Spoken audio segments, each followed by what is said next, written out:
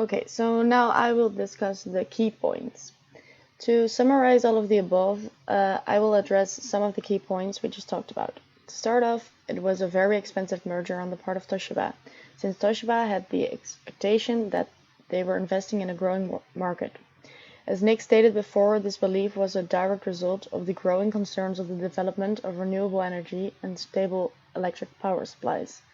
The two companies seemed to be the winning combination. Toshiba, as a leader in BWR technology, with a major presence in the Japanese market, and Westinghouse enjoying a leading position in the world market with its PWR nuclear systems. So what went wrong? Westinghouse's bankruptcy in March pushed Toshiba into a crisis and prompted Toshiba to sell its memory chip business for 18 billion to shore up its balance sheet. The two main reasons for its bankruptcy were the following. The first one was that the prospect for nuclear power dimmed during the 2000s because oil and renewable energy costs declined. And the second reason was that two nuclear plant projects for Westinghouse to build four of its AP1000 reactors in the south of the United States were, unfortunately for Westinghouse, due to long delays and soaring costs, they led to big losses.